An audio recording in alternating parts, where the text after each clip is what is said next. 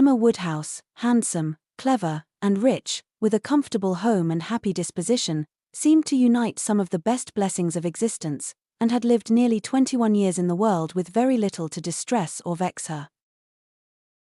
She was the youngest of the 2 daughters of a most affectionate, indulgent father, and had, in consequence of her sister's marriage, been mistress of his house from a very early period. Her mother had died too long ago for her to have more than an indistinct remembrance of her caresses, and her place had been supplied by an excellent woman as governess, who had fallen little short of a mother in affection. 16 years had Miss Taylor been in Mr. Woodhouse's family, less as a governess than a friend, very fond of both daughters, but particularly of Emma. Between them it was more the intimacy of sisters. Even before Miss Taylor had ceased to hold the nominal office of governess, the mildness of her temper had hardly allowed her to impose any restraint, and the shadow of authority being now long passed away, they had been living together as friend and friend, very mutually attached, and Emma doing just what she liked, highly esteeming Miss Taylor's judgment, but directed chiefly by her own. The real evils, indeed, of Emma's situation were the power of having rather too much her own way, and a disposition to think a little too well of herself. These were the disadvantages which threatened alloy to her many enjoyments.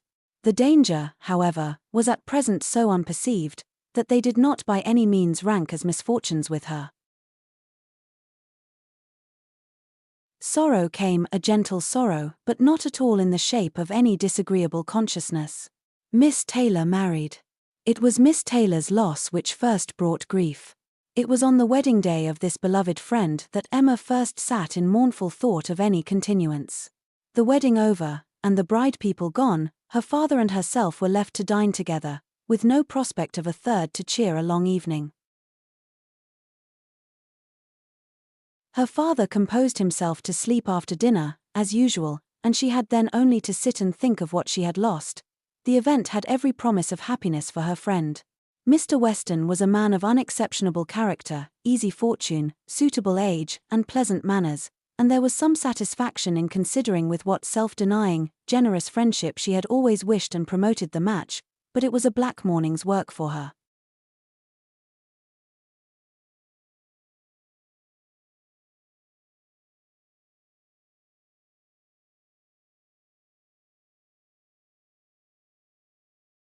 The want of Miss Taylor would be felt every hour of every day. She recalled her past kindness, the affection of 16 years, how she had taught and how she had played with her from 5 years old, how she had devoted all her powers to attach and amuse her in health, and how nursed her through the various illnesses of childhood.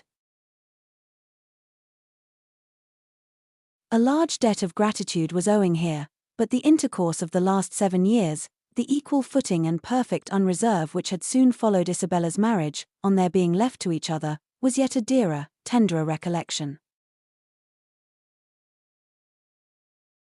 She had been a friend and companion such as few possessed, intelligent, well-informed, useful, gentle, knowing all the ways of the family, interested in all its concerns, and peculiarly interested in herself, in every pleasure, every scheme of hers, one to whom she could speak every thought as it arose, and who had such an affection for her as could never find fault. How was she to bear the change? It was true that her friend was going only half a mile from them, but Emma was aware that great must be the difference between a Mrs. Weston, only half a mile from them, and a Miss Taylor in the house, and with all her advantages, natural and domestic, she was now in great danger of suffering from intellectual solitude. She dearly loved her father, but he was no companion for her.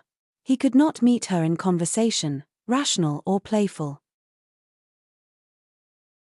The evil of the actual disparity in their ages, and Mr. Woodhouse had not married early, was much increased by his constitution and habits, for having been a valetudinarian all his life, without activity of mind or body, he was a much older man in ways than in years, and though everywhere beloved for the friendliness of his heart and his amiable temper, his talents could not have recommended him at any time.